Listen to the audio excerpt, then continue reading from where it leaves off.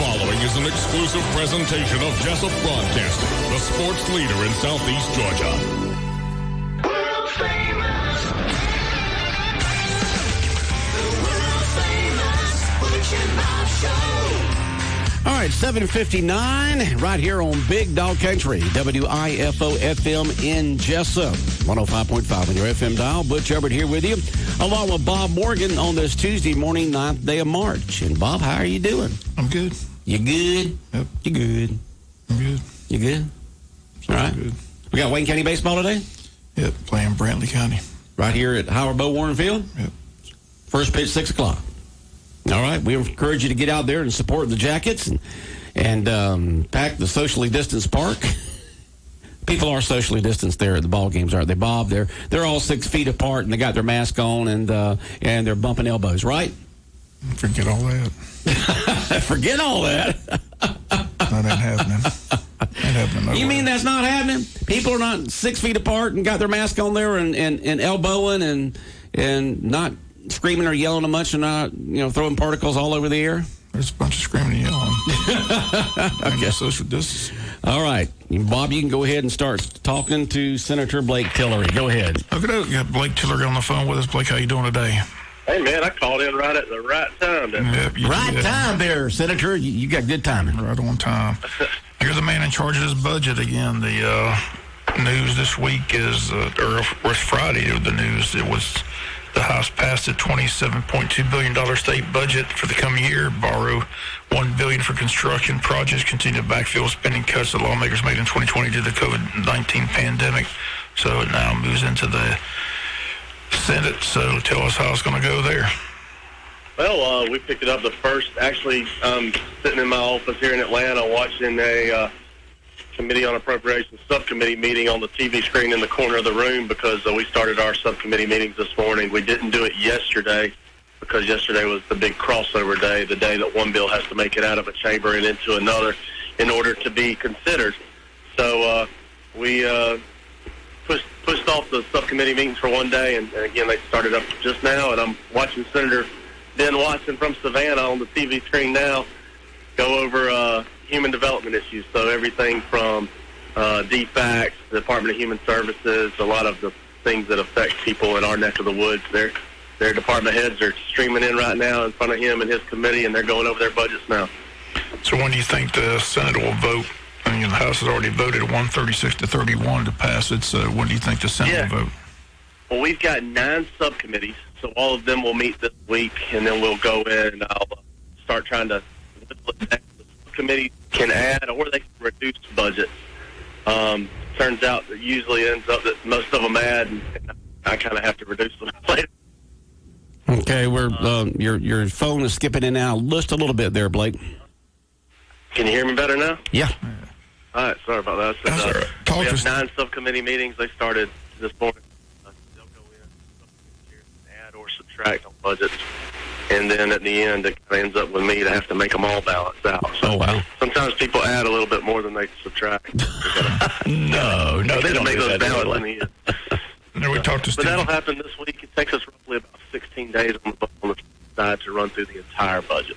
So. We talked to Stephen Meeks yesterday, going over some of this budget proposals. It also includes this plan to spend $40 million on a rural innovation fund. Explain that.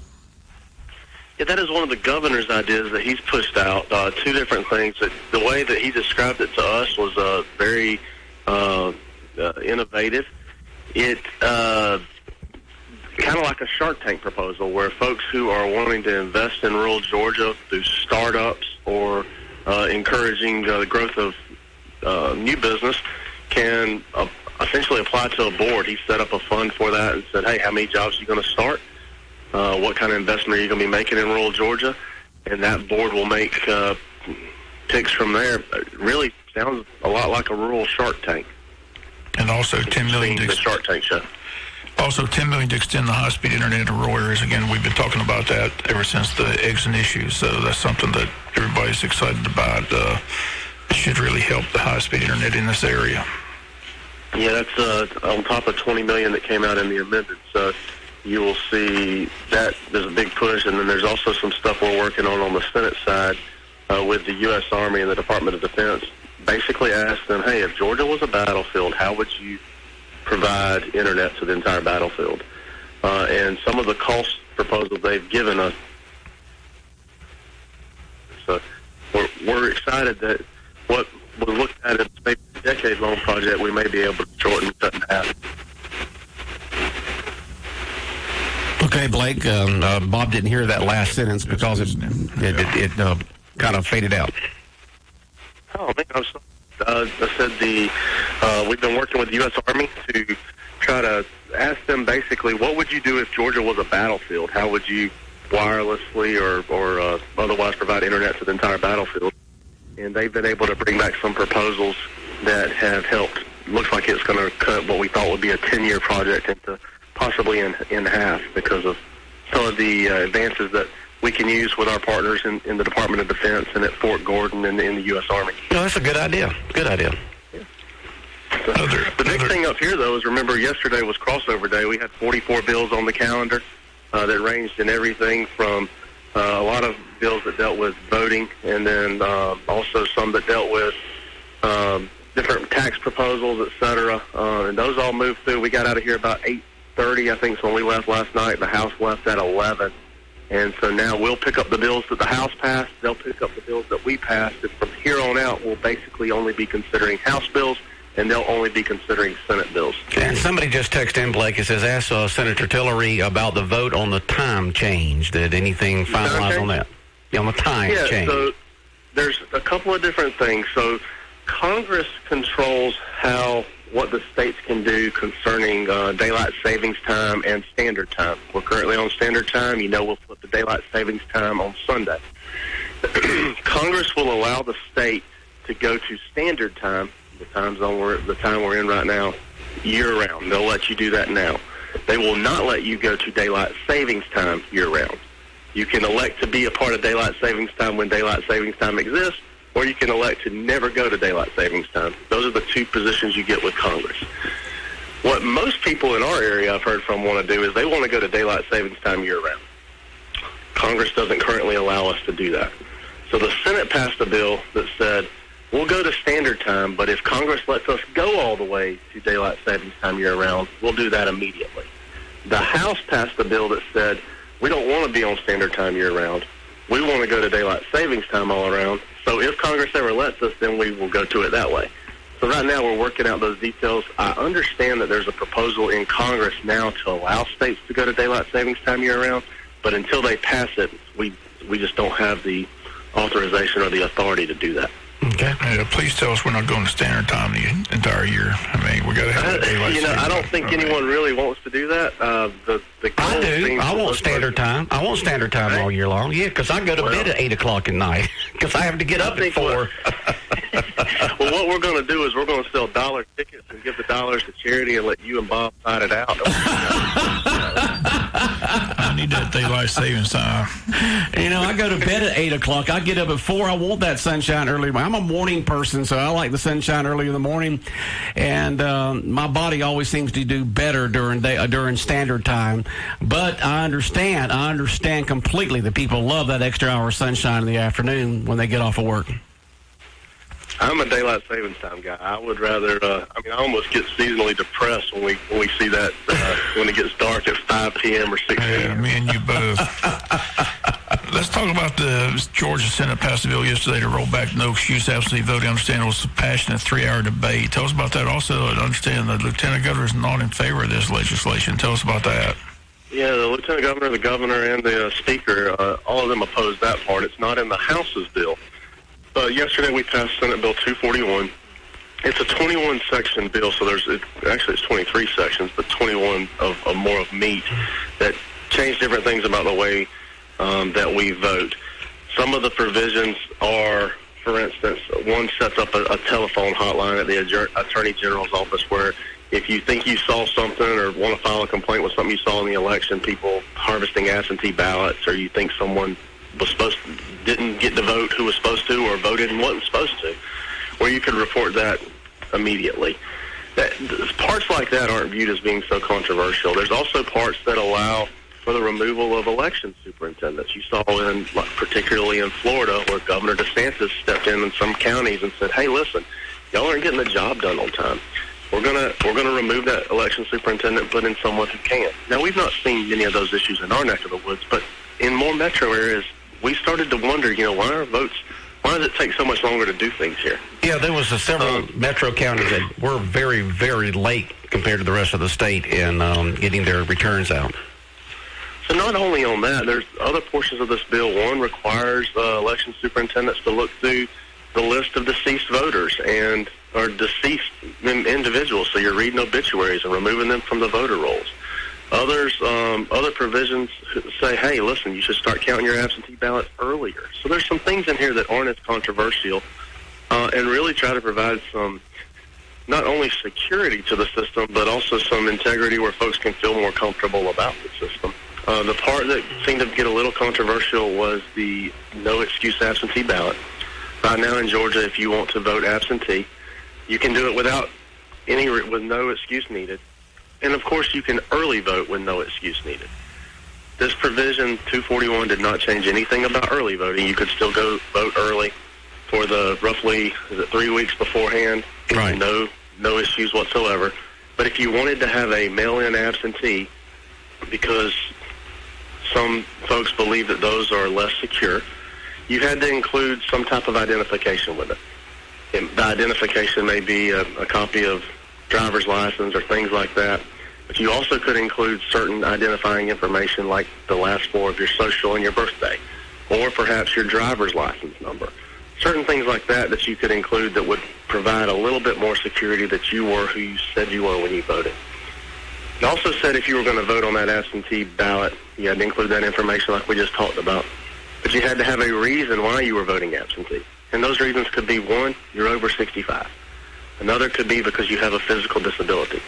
Another reason could be because you're just not going to be in the precinct the day of the election. Well, actually, it was the day of early voting or the election, I believe. Or because you have a job where you can't leave it. So you think about our first responders or teachers or doctors. That was another reason. But if you didn't have one of those reasons why you couldn't make it to the poll on election day, then this bill would keep you from being able to vote absentee, basically saying we don't think that's our most secure way. We're going to provide all these other types of secure ways. But if you can't get to the poll on election day because of one of these conditions, then you still could vote with an absentee ballot. That seemed to be the most controversial part. The House did not include this part in their version. It'll go to a conference committee. The conference committee will work it out. There's some other things that the House had that we didn't, some other things that we had that the House didn't, and then some things that have come up in the past week where looking at other things like maybe it might be possible where we could post all of our ballots, the scans of them online where people could just literally see them and scroll through them if they wanted to. So some of those things are looking at being added in a conference committee bill that we'll probably see close to the end of session. And if you're just joining us, Blake Tillery, State Senator's on the phone with us again. Yesterday, history made a bill passed by a vote of 173-0 to overhaul the state citizens arrest law. That's now headed to the Senate. Do you think it'll pass unanimously in the Senate? I'm not sure. That was one of the ones that passed well after we left last night, I believe, so I haven't even seen that bill yet. I know they added, as we were leaving, the House added 23 more bills to their rules calendar and passed them out. So we're kind of sorting through those this morning, along with the budget, and then the Senate will have its Rules Committee meeting this morning at 10, and we'll put 7 or 8 House bills on the budget, and they'll be on the floor today at 1 o'clock. And surprisingly, it looks like the gambling bill continues to get traction. It looks like that's going to either pass or it's going to go onto the ballot and let people vote. There's a couple of different versions of it now. Remember, one's casino gambling, one's horse racing, and then one is sports betting. The one that probably has the best chance is the sports betting. I wasn't in favor of it, but it passed the Senate, and then it's now gone to there's a constitutional amendment that's being proposed as well that passed the Senate, and it'll go to the Georgia voters in 2 years. And the rumor down here is they're already clearing the lane in Midway for a big casino. They think it's going to pass. You heard that? Hey, listen, I guess they're betting on it. They're bet on it. They're clearing land. What are the odds? Clearing land in Savannah, too. So apparently they must know something we don't know. I don't know. What's that old saying, money talks? I don't know that I'd be clearing land yet. Well, they are. I'm just telling you. What else is going on up there in Atlanta? Yeah, we've hit on the big topics. Now, you've got the Johnson & Johnson vaccine that's spreading into our area. I've had some calls from back home, folks asking if I knew specifically where the Johnson & Johnson vaccine was going because they wanted to take that one other than the Moderna or the Pfizer one. I do not. If I do get that information, I'll try to share it with you and others. But you've hit on the big topics. It sounds funny to wrap up everything here in about 15 minutes. I'm curious, your wife's an educator. Has she been able to get the vaccine? My wife's a doctor. Doctor, I'm sorry. She had the vaccine very early. Very early on. All right, She's Senator. Also, excuse me. I'm sorry, go ahead. No, go ahead. You're the senator. You go first. Well, I put myself in this position. I didn't want to announce it on the radio, but we're going to have a baby in May. You're having a baby? I know it, man. That's going to slow my life down a lot. In May. A boy or girl? In May. A boy, little boy. Is this the first one? It will be. And, all right, going to become she took the vaccine, even under those conditions, took the vaccine. And so far, we've been really blessed and have no issues. Well, congratulations to you and your wife, Blake. Yes, your life is going to change. Big time. Well, the folks in Wayne County have been really, really great to us, and it's a pleasure to serve you. And I'm going to go run into this Human Development Subcommittee now, and other things. Y'all don't hesitate to holler. Okay. All right, I got one more. You have time for one more question? Sure. We got it. Okay. Someone just texted in. If someone calls in on the hotline to report suspected election fraud, what will be done? Did we have that in the last election, and what came of it? Yeah, you've had several. So, first of all, remember, the proposal on the hotline is in Senate Bill 241. It's only passed the Senate. It has to pass the House and be signed by the governor in order for it to be law. So what we're dealing with now is just the Senate's proposal. Okay. It's got to make it all the way through those steps. But, yes, we did have a hotline. They were ran by the political parties and I think the Secretary of State's office last time. If I'm going to get these numbers wrong, but I want to say they've gone through 214 cases already. And if I get this wrong, I apologize. I think 95 have been referred to the Attorney General for further investigation or where the Attorney General's office moves on those. So there was a different type of hotline last time. It was in the Secretary of State's office. This moves it over to the Attorney General's office. Okay. And then it goes through the legal process just as though any claim would. All right. Thank you, Senator. We appreciate you answering that question from a listener. All right. Yes, I hope you guys have a good morning. Thanks again for allowing me to be on your show. All right, talk to you next week. All right, State Senator Blake Tillery, our special guest this morning on Tuesdays with Tillery, right here on Big Dog Country Radio, WIFO 105.5 FM in Jessup. All right, Bob.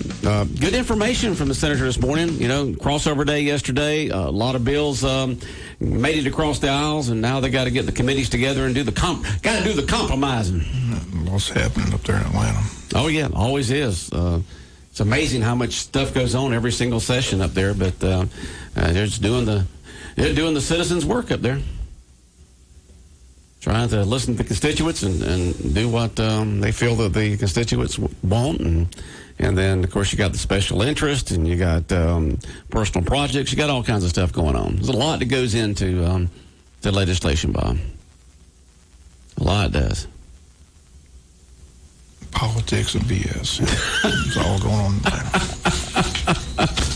Well, you know, Darius Rucker's new song, only BS that he wants is beer and sunshine. There you go. Beer and sunshine.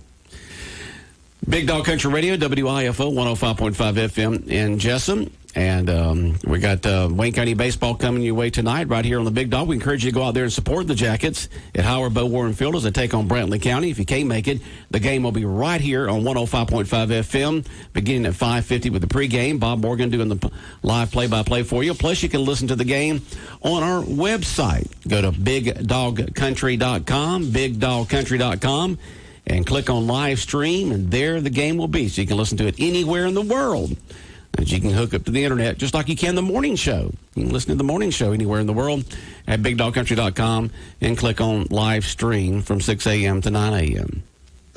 And you got all kinds of Wayne County baseball stuff on. You're ready. You got the Wayne County baseball hooded with sweatshirt on. You got your jackets, gold cap on. You're ready. I'm ready. Ready for some baseball. They've got Brantley tonight, Appling Friday over in Baxley. All right, 2 more border wars here. We had Pierce County on Friday, and now Brantley, and then Appling. Just love these border wars, Bob. There's a lot of crossover between all these counties around us, you know. I'm ready to get in this region schedule, see how that's going to shape up. Yeah, when do we begin the region schedule, you know? Still a couple weeks away. Still a couple of weeks away? Wow. Still a lot of these warm-up games to go, right? Still a lot of tune-up games. Yeah. Tune-up. Yeah, tuning it up. Just fine-tuning this and fine-tuning that, getting the right roster in there and trying to get it all together.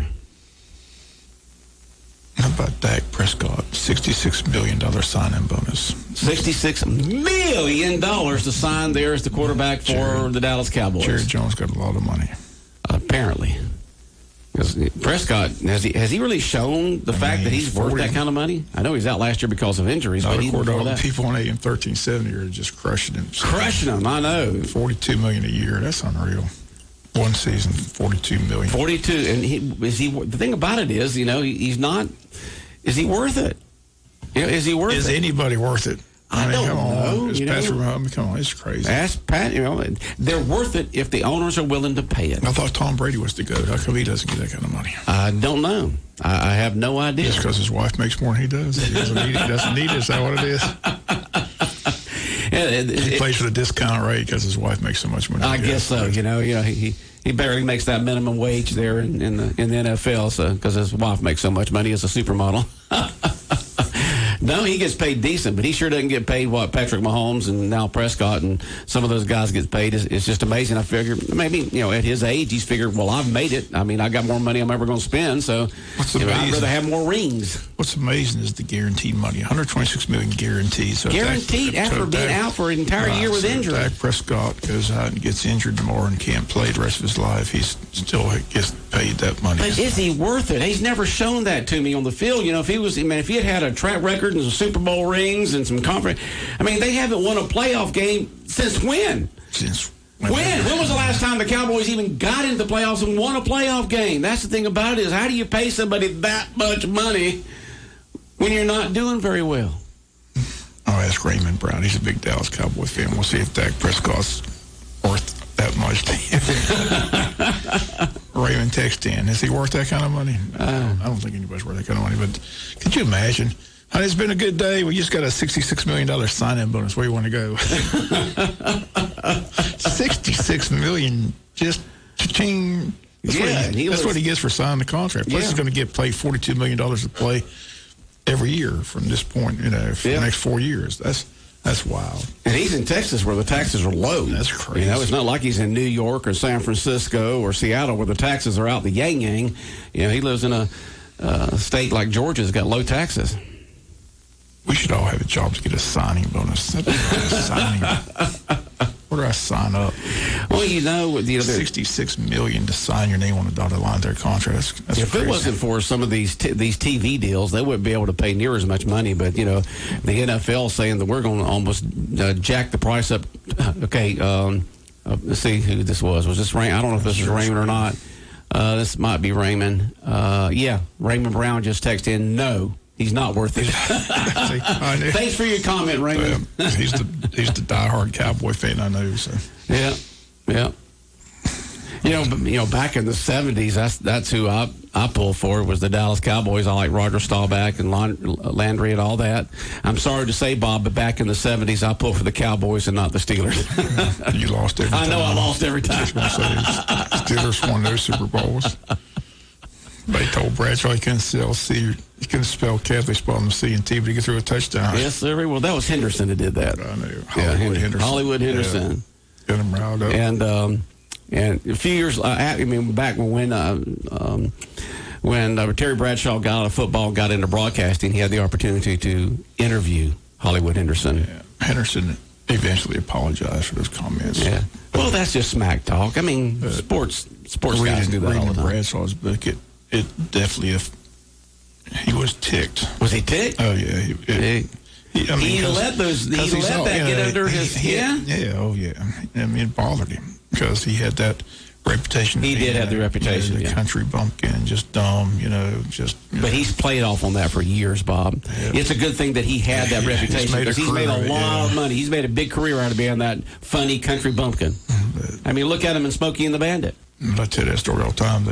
He was so smart in reading defense. Like I said, I took that coaching methods in football, and first day the instructor goes up there.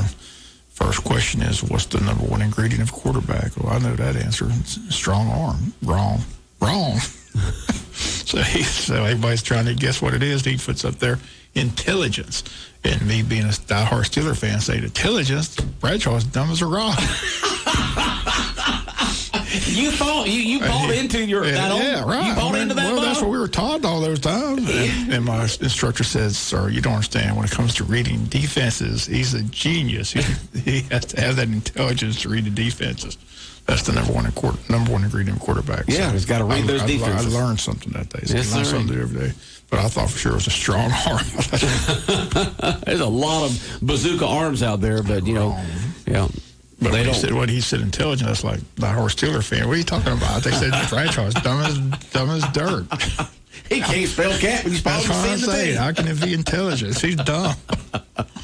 But he explained to me. He explained it to you, huh? He explained it to you? He explained his intelligence off the chart when it comes to reading defenses. So, now, where was this at? At the University of Georgia. At the University of Georgia? Yeah, coaching methods in football. Never forget it. Sam Mervos. I was in there with all those football players. I was trying to impress him with my knowledge, and I raised my hand. I thought for sure I had the answer, and he said, wrong. I was like, wrong. Wrong answer. I looked at Lindsay and Buck like, what? What do you mean? Help me out, Did Buck. you think that the Buck had a bazooka arm? A strong arm? Buck had a good arm. He had a decent arm, but he was more, he didn't have to use it. All Herschel left, Herschel right, Herschel in the middle. That's what I'm saying. He didn't have to use it. Once Herschel showed up, all he had to do was turn around and hand it off. Where's Herschel? Here, take this ball. Even Lindsay got mad because he never got to throw the ball. That's what they got frustrated. Well, Lindsay was going up there because of Buck Bellew in the eye. Right. He wasn't going up there because they had the veer, and then he decided the last minute to go there because Buck Bellew in the eye. That's what he said, and I interviewed him when he was here. Yeah, that's what they sold him on. They sold him on. They're going to fling it all over the place. And then Herschel showed up as... Forget that. We got the stud back here in the backfield. We're going to let him run the ball. Just turn around and hand the ball off. We'll be in good shape. And they were. They were. Winning national championship. Like I said, my favorite trivia question, how many passes did Buck Bellew complete in the national championship game to beat Notre Dame? One. He completed one. How many did he attempt? Not many. Not many. I think 6 or 7. It was just Herschel. Yeah. And the amazing story, when you read about that game, the first play of the game, Herschel separated that shoulder, and he goes to the sideline. And everybody thinks he's in done. the national championship game. Yeah, in the national championship against Notre Dame. He separated his shoulder in the first play of the game. Jeez. He's on the sidelines, and Herschel said, the doctor says you're done. He said, I'm not done. Just pop it back in. Buck Bellew said it was the most courageous performance he ever saw of a running back in his life. Sitting there with a separated shoulder and taking that kind of pine against those Notre Dame Fighting Irish. Yeah. Lead the team to the national championship. And then Penn State, they were just big teams that we played. Notre Dame was huge. I remember going to that press conference. I mean, Notre Dame guys walked in. They were, it was corn-fed Midwestern guys, man. They were big. It was like the Giants against them. I mean, it was like, how are we going to beat these guys? And they were huge. I mean, every guy, the height differential, the weight differential was, it was just off the chain. Everybody's looking around like, we're playing these guys? Like a middle school playing a high school team, It was unbelievable. Dan Devine was up there with a big grin on his face like he had this game. But we had Herschel. And luckily Herschel led us to the, Well, we had hope. Georgia Tech had tied them a week or 2, 3, a few weeks before that. So we figured if Tech can tie them, we can beat them. They were huge. I'll never get that down at the Royal Sonesta, where the press conference was. They walked in. I was like, my gosh, who are these guys? What are they feeding up there? I thought Eddie Meek Cleaver and Tim Crow, the defensive line, were pretty good guys, big value. Not to compare to these guys. And every guy had like a 50, 60-pound weight advantage against us. It was Great win, though. That was a great night. That was a great win. Yep. And we should have beat Pittsburgh. That pass by Dan Marino was just split. We should beat Pitt and Penn State. No, Penn State pretty well dominated that game. That was a close game. It was a close, but Penn's. You could tell Paterno had no doubt that his team was going to win that game. I mean, he was like divine. Just he had that big grin on his face. He figured he was going to win that game. That was the game Herschel had all that business with Trump and his contract. See, that's what Right. He was distracted. He was distracted. He'd already signed that contract and knew he was done. So at the Pitt game, I'll never forget Marino drilling that pass. Oh, and I'm glad, and of course, as we know, when they asked Dooley afterwards, would you have blitzed again, or would you have been in coverage? He said, I would have been in coverage, not blitz. They asked him, would you do something different? He said, you're darn right. We saw what the blitz did. It didn't work. Didn't work, yeah. Most coaches would defend their decision. Dooley said, nope, I made a mistake. Yeah. Dooley says, we're not doing it. I'm sitting there with a bunch of folks, and we thought we had the game in hand. I mean, they were like fourth and forever, and just right down the middle. And we're just all sitting there looking at each other. Where's the flag? Where's the flag? No flag. Nothing. When I left and knowing that guy's going to be a good quarterback and hoping Pittsburgh was going to draft him, they passed on him. I couldn't believe it. Who did? The Steelers. Steelers passed on him? Yeah, they had a chance to draft Marino. They had a chance to draft him? Yes. It was Bradshaw's last year, but they still should have got Marino. You'd imagine what he'd have done in Pittsburgh? That would have been a great story. Yeah. But we passed. The Dolphins got him. And first year, he led him to the Super Bowl. Never got back. Yeah, you think, first year to Super Bowl, man, Marino's going to be back many times, and that was it. That was the only time he ever made it to the Super Bowl. I still say that was the best quarterback match. They talked about this past year, Mahomes and Brady being the best. I still think the Montana-Marino matchup was the best matchup of quarterbacks ever. That was a great matchup. Yeah. There's two great quarterbacks. Joe Montana was special. Marino was special. Yeah. Marino could fling the ball. Yeah. I mean, there's no doubt he could. Yeah.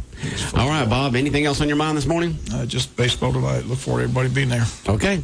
All right, Wayne County Baseball tonight at Howard Bo Warren Field, taking on Brandley County. First pitch at 6 o'clock. Support the Jackets. Get out there and to Howard Bo Warren Field. It is 8:30, and the world-famous Butch and Bob Show brought to you by Damon's Famous Fingers and Wings, First Southern Bank, Murphy Builder Supply, and by O'Quinn & Associates Country Financial. The world famous Butch and Bob Show.